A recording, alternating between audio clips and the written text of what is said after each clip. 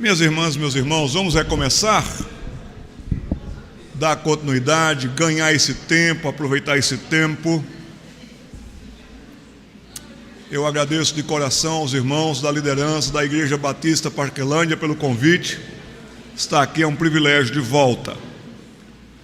Vamos retomar daqui o que fez Ezequias de tão mal, que fez com que o profeta viesse visitá-lo e lhe desse uma palavra pastoral de admoestação. Põe em ordem a tua casa, porque tu vais morrer. Põe em ordem a tua casa. Vamos continuar a partir daqui. Por que uma introdução como esta? Toda esta apresentação para nos alertar. Vocês lembram que tudo que outrora foi escrito para o nosso ensino foi escrito, para que pela paciência e pela consolação das Escrituras tenhamos esperança, também para com relação aos nossos filhos e também às gerações que virão deles. Em primeiro lugar, vimos que é possível ser uma pessoa muito boa de igreja, envolvida com a igreja, pessoa bem envolvida com a sua firma, com o seu trabalho, com o seu local de atividade, e péssima em casa. Então, o que é que ele precisava mesmo colocar em ordem? Já vimos também que ele precisava colocar em ordem o nome do seu filho Manassés, que era o problema, e foi um grande e grave problema. Em primeiro lugar, Ezequias tinha muito tempo no palácio e pouco tempo em casa. Sabemos que os dias são corridos, sabemos que os dias são difíceis, mas cada vez mais nós estamos correndo demais atrás de motivos ou de motivações que no final das contas nós não aguentaremos o preço da conta que virá. Você poderá até ganhar mais dinheiro, mas o prejuízo em casa será terrível. O Salmo 127 lhe lembra e me lembra: a herança do Senhor são os filhos. E nós conhecemos tantas pessoas que receberam heranças, porções de terra, propriedades, e não sabendo ou não souberam administrar, perderam foi tudo. Filhos são heranças. Se você investir bem, se você cuidar muito bem, quantos bons dividendos você verá em capacidade, em educação, em compromisso, em benefício para a sociedade. Mas também já vimos tantos pais perderem os seus filhos. Trabalhei no maior presídio infanto-juvenil do Brasil, na FEBEM de São Paulo. E ali nós tínhamos milhares de garotos presos, moças presas também. Na repartição que eu atuava, tinha cerca de 600 menores. O local mais perigoso era aquele local que eu trabalhava. Mas me impressionava muitos dos nomes ali. E quando eu precisava tirá-los para a prática de esportes, na época eu trabalhava com os atletas de Cristo, eu tinha que fazer as chamadas. E eu ficava impressionado porque eu chamava Amós, Joel, Obadias, Jeremias, Saulo de Tarso. Quem coloca esses nomes nos filhos? Que pena, meus irmãos. Cuidado, mães, para vocês também não entrarem num feminismo tão forte, tomando conta de vocês, que vocês queiram ser para mostrar. Mostrar para o seu pai que você conseguiu, mostrar para os seus irmãos, mostrar para os seus parentes, e você está correndo atrás de ser, de acontecer, e perdendo os seus filhos, deixando seus filhos com outras pessoas. Reverendo Leonardo Sayum contou uma história que eu fiquei impressionado. Ele é pastor na Igreja Presbiteriana da Gávea. E lá naquele local no Rio de Janeiro, um local de moradia nobre, terreno caro, aluguel caro, muitos estrangeiros moram também ali naquele setor. E ele disse que estava passando uma vez numa rua e ele viu um casal de alemães discutindo, um homem e uma mulher discutindo em alemão. E discutindo bastante, falando bastante, e ele não entendeu o motivo da discussão, porque ele não entendia o idioma, mas não muito distante, vi um garoto loirinho, dos olhinhos azuis, com uma moça nordestina. E aquele menino tentava falar com seus pais: ô mainha, a gente vai para o shopping. Mainha, mas filho de alemães falando nordestinês? Porque ele estava aprendendo a falar o português, ou pelo menos se comunicar na língua da babá, que era nordestina e falava com esse nosso sotaque peculiar. Ele passava tanto tempo com ela. Na verdade, ele passava todo o tempo com ela. Tem muita gente que está cuidando do palácio. Agora eu não tenho tempo. E com pouco tempo em casa. Em segundo lugar, sedução pela agenda.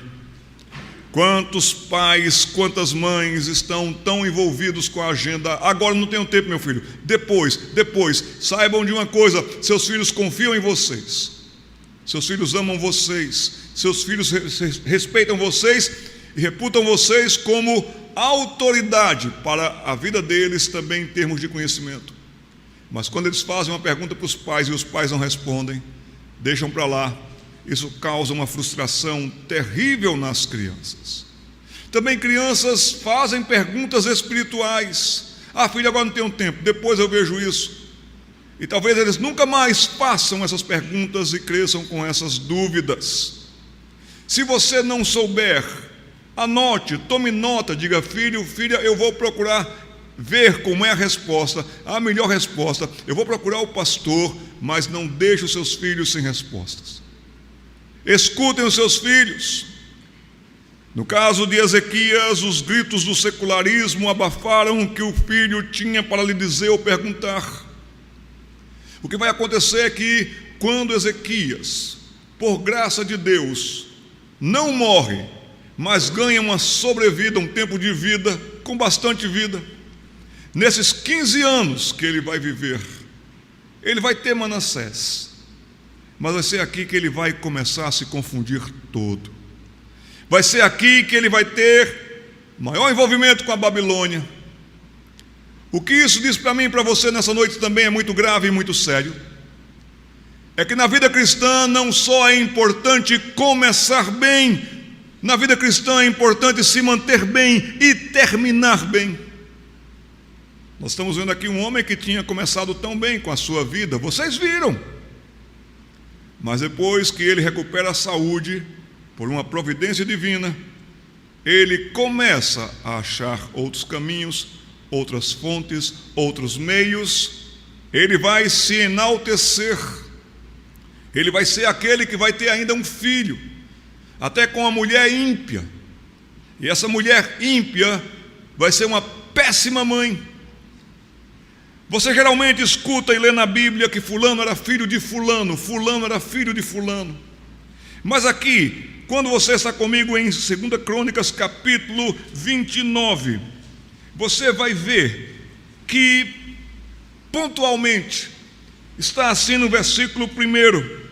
Tinha Ezequias 25 anos de idade quando começou a reinar, e reinou 29 anos em Jerusalém. Sua mãe se chamava Abia. Não está nem falando do seu pai, está falando da sua mãe. Que influência maravilhosa tem a mulher para com seus filhos.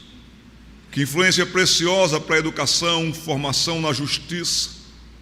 Em Efésios capítulo 6, vocês lembram que ali os filhos devem obediência aos pais. E a palavra pais ali no original grego está ao casal, pai e mãe. Tanto o pai como a mãe. Assim sendo, muitas mães estão saindo de casa com seus filhos muito cedo. Muitas mães estão deixando seus filhos em escolas para os outros segurarem as suas crianças no colo, no braço. Muitas mães estão tão comprometidas já com a agenda e pelos gritos do secularismo, que os seus meninos e meninas, quando mais precisam da mãe, a mãe está ausente. Existem 3 fases na criação e formação de um menino, me voltando mais especificamente para os meninos. E na primeira fase, do 0 até 6 anos de vida, o menino precisa demais da sua mãe. Tanto que essa fase é chamada de o filhinho da mamãe. Porque para quem ele corre, em quem ele tem refúgio, segurança, quem lhe ensina, quem lhe orienta é a mãe. Se a mãe se ausenta nesse momento, vai ficar um vácuo. Ninguém preenche o lugar de uma mãe.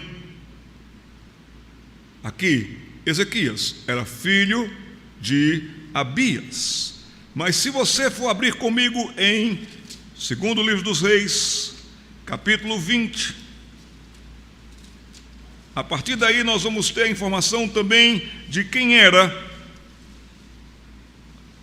a mãe de Manassés. Capítulo 21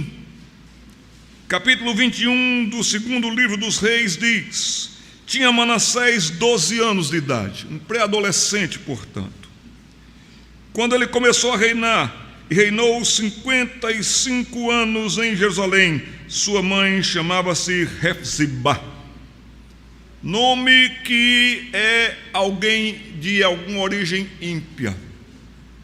E aqui você vai ver que, por exemplo, ele que vai ser rei em Judá, vai ter saudades a roubos e influências de Acabe e Jezabel. É tão rápido, é tão fácil.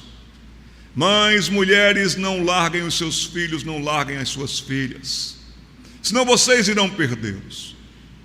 Isso não é propaganda machista, isso é sabedoria da palavra de Deus. É tão sábia a palavra de Deus que diz: quando eu era criança, tenra criança, no colo da minha mãe. Nada substitui o colo da mãe, nada preenche como a presença da mãe. Não se ausentem da vida dos seus filhos, mulheres. Em terceiro lugar, o que fez Ezequias de tão errado? O que é que ele precisava colocar a casa em ordem? Ouvimos falar da sua intensidade pela causa e casa de Deus, mas que foi ficando desproporcional a Deus em casa. Comecei uma série de estudos na classe de escola bíblica dominical na Igreja Presbiteriana de Goiânia, cujo tema é o Deus lá de casa. Quem é o Deus lá de casa? Onde está Deus na sua casa? Será que é o Deus escondido? Será que é o Deus esquecido? O Deus lá de casa. A fé começa em casa. E este homem que começou tão bem com o seu filho, parece que ele não aprendeu com a sua própria história, com Acaz, seu pai.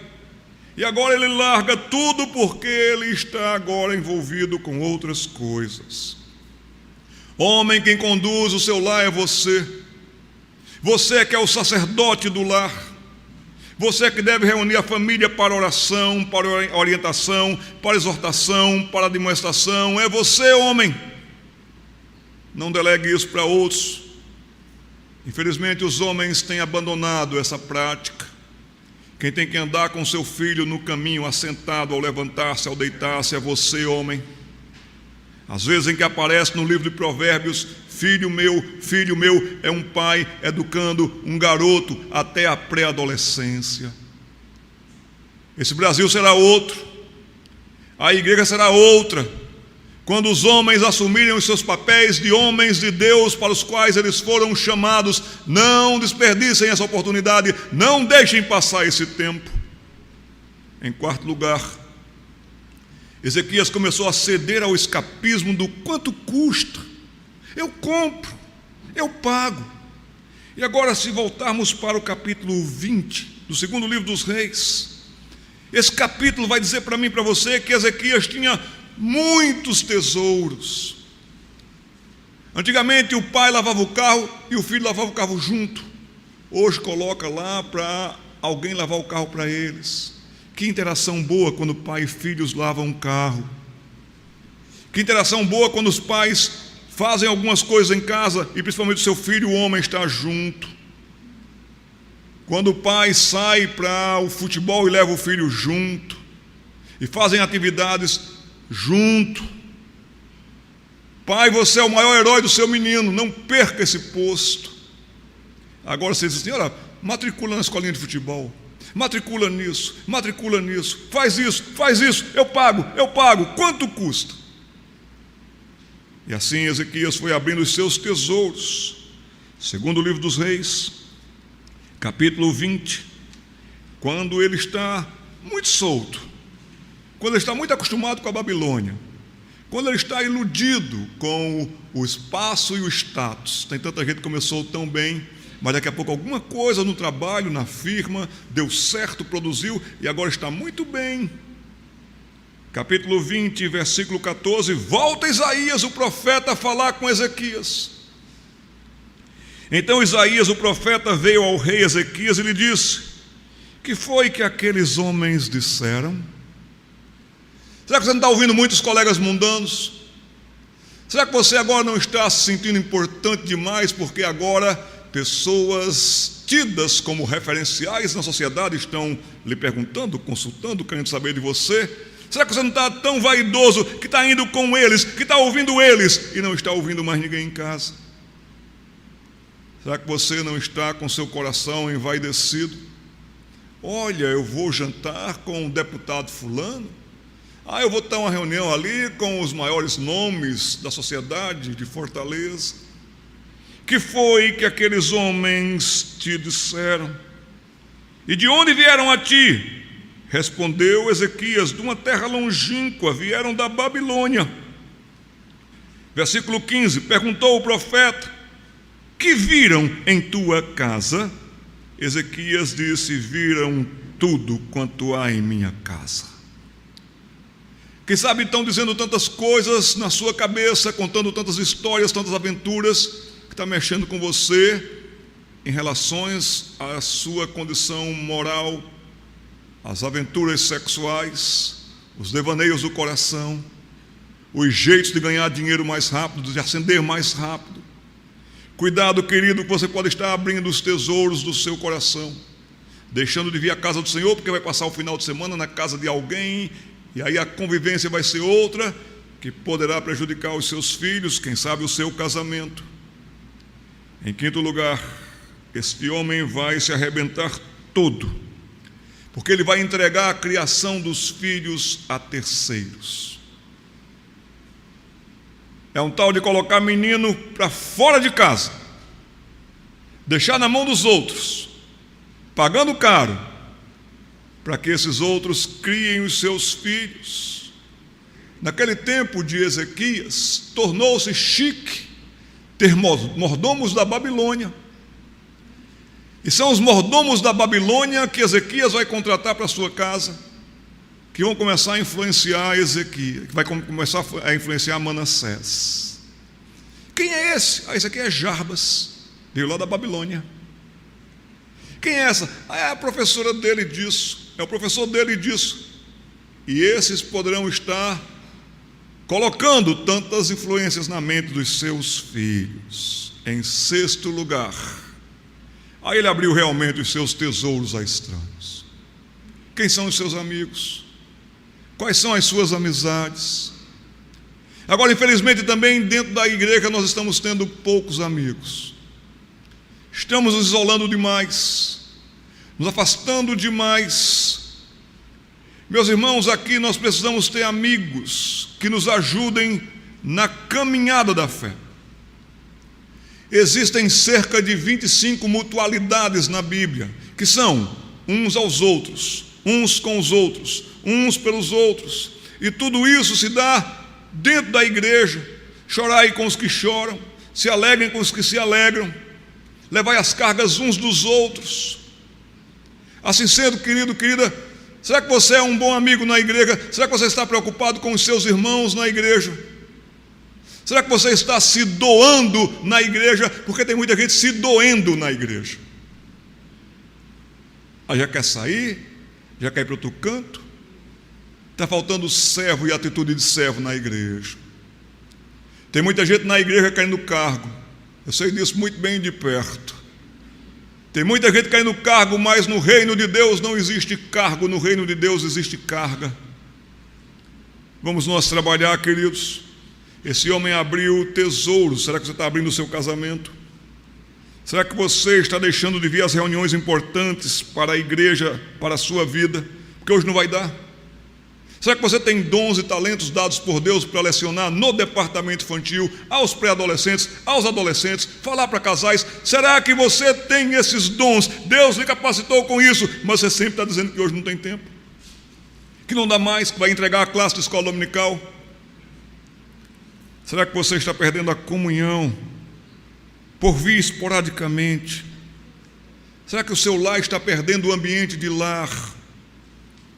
Li um ditado em alemão uma vez que eu achei muito bonito: as pessoas viajam para terem a alegria de voltar para casa. É tão bom chegar em casa. Você está no trânsito, está doido para chegar em casa. Você viaja, está doido para chegar em casa. Todos nós aqui já participamos alguma vez na vida de alguma conferência, de algum congresso, de alguma situação da firma, em que nos mandaram para um hotel chique. Aí você chegou lá no hotel chique, você ficou impressionado, nunca tinha visto aquilo, uma cama daquele tamanho, naquele conforto, pulou na cama, afundou. Banheira, você tomava banho de balde. Aí toma banho de banheira. Aí coloca lá sais, coloca lá sei lá o quê, e vê borbulhar tudo. E a comida? Comida de local maravilhoso, assim, de palácios. E você está lá, e você está comendo, aí você vai ficar uma semana lá. Segunda-feira você se esbalda, terça-feira você gosta, quarta-feira, e você está ali, mas quinta-feira vai dando uma saudade da sua casa. Estou com saudade de casa. Aí você começa a contar o tempo, o momento. Aí sexta-feira, ainda é sexta-feira, eu estou com vontade de casa. Aí você pega o avião, viaja, faz baldeação, 5 aeroportos, chega em Fortaleza, pega um Uber. Quando você chega em casa, você sobe as escadas correndo. E quando você abre aquela porta, vem aquele cheiro da sua casa. Inconfundível e incomparável. Você até se emociona e diz: eu voltei.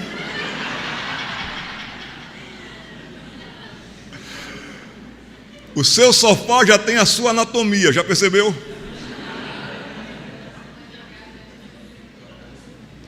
Não fiquem por aí, queridos, voltem para casa. É tão bom estar em casa. As pessoas se deslocam e viajam para terem a alegria de voltar para casa. E não tem maior alegria do que quando você chega em casa, seus filhos sorriem para você e vibram com você e correm para você. Se você perder isso, você já perdeu seus filhos. Convivência. E assim criou-se Manassés. Ele se criou assim. Criaram Manassés assim. Você está perdendo os seus filhos porque está criando seus filhos vocês estão criando errado, sem atenção, sem dedicação, de qualquer jeito. E assim criou-se Manassés, que não só cresceu, mas se formou Manassés, o tirano, o cruel, o terrível. Vai matar seus filhos oferecendo ao deus Moloque, jogando na boca de um forno, para que os seus nenéns morram ali. Finalizando, o que fazer para colocar a casa em ordem? O que fazer para os meus irmãos e queridos amigos cearenses colocarem suas casas em ordem? Coloquem a casa de vocês em ordem, meus irmãos. Vamos abrir na carta de Paulo aos Efésios. Vamos ter consolação das Escrituras. Vamos ter esperança vinda das Escrituras, porque tudo que outrora foi escrito para o nosso ensino foi escrito, já vimos a parte do ensino, mas que agora nós tenhamos paciência, nós tenhamos consolação, até uma palavra cabe também, perseverança, para termos esperança. A carta aos Efésios é rica em doutrina, doutrina que dá vida, dá qualidade à vida. É nessa carta que você muito vai ler em Cristo, por causa de Cristo. É uma vida doutrinária praticável. Tem muita gente boa de intelectualidade teológica, mas que não pratica. Há um antigo ditado grego que dizia, um ditado grego cristão: na lei de Deus, 3 classes de pessoas erram: os que não sabem não perguntam, os que sabem não ensinam, e os que ensinam e não praticam. Em toda parte, essa carta é preciosa para a gente. Um esboço prático dessa carta para a gente encerrar nessa noite. Não lerei nenhum texto, só lhes situarei para que vocês façam essa leitura em casa, para que vocês leiam essa carta em casa. Você, Deus, a sua Bíblia, a oração e a reflexão. Capítulos de 1 a 3, nós vamos ter doutrina preciosa, doutrina destilada, doutrina que preenche, doutrina que informa. Assim sendo, nos capítulos de 1 a 3 dessa carta, que tem 6 capítulos, a ênfase é nossa posição em Cristo. Você está em Cristo?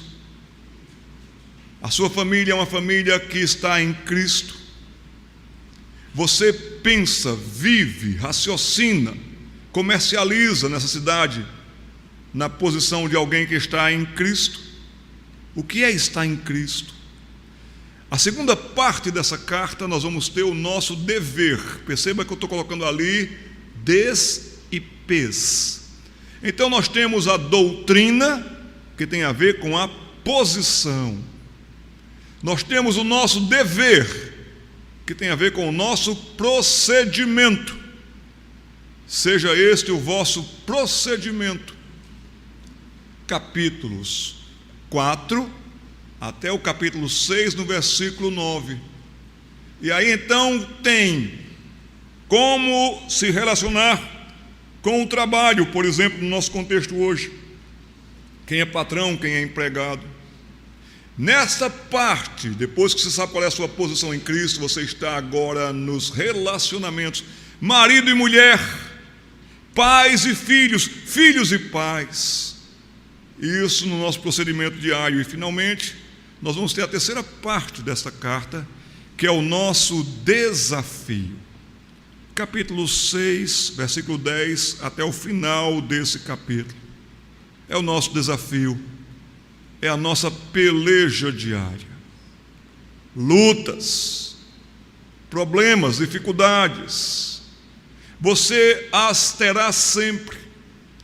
Mas se você se conscientizar da sua posição em Cristo e do seu procedimento em Cristo, se você conhecer a santa doutrina de estar em Cristo, você vai procurar viver para honrar a Cristo dentro de casa até aos confins da terra, sabendo que todo dia é dia de luta.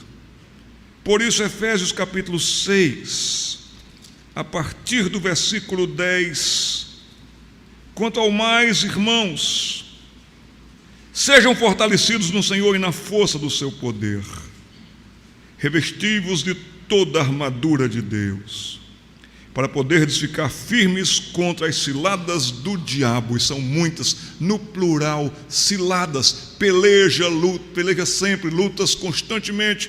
O diabo quer lhe ver cair, o diabo quer lhe ver afundar, o diabo quer arrasar o seu lar. Ele armará muitas ciladas, porque a nossa luta não é contra o sangue e a carne, sim contra os principados e potestades, contra os dominadores deste mundo tenebroso, contra as forças espirituais do mal nas regiões celestes. E nós sabemos que o mundo jaz no maligno, e o diabo haverá de providenciar tantos meios tenebrosos para acabar com você e com a sua família.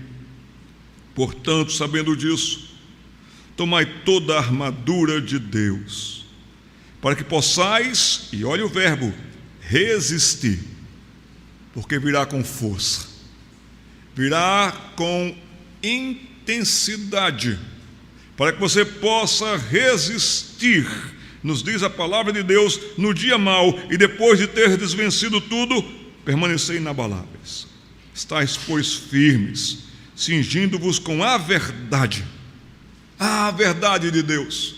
A verdade de Deus vai falar sobre a verdade sobre você, o quanto você é frágil, o quanto você é fraco, o quanto você pode começar bem, mas se desviar em algum momento.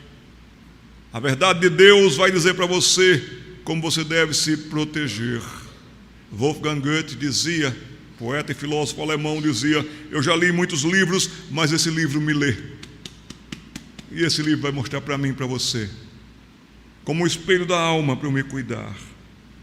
E aqui diz para mim e para você, para que nós possamos estar firmes, tendo vencido tudo, permanecer inabalável, firmes, cingindo-vos com a verdade e vestindo-vos da couraça da justiça. Calçai os pés com a preparação do evangelho da paz, embraçando sempre o escudo da fé, com o qual podereis apagar todos os dardos inflamados do maligno.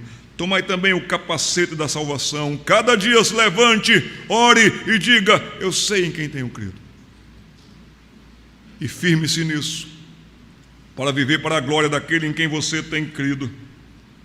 E a espada do Espírito, que é a palavra de Deus, com toda oração e súplica, orando em todo o tempo no Espírito, para isso vigiando com toda perseverança e súplica por todos os santos.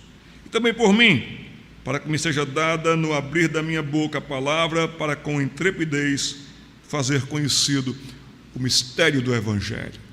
Que assim seja na sua vida, na sua casa, que as pessoas conheçam o Evangelho, conheçam Cristo, por verem que vocês creem em Jesus e amam o Senhor. Meu irmão, minha irmã, em nome de Jesus, coloque em ordem a sua casa. Amém.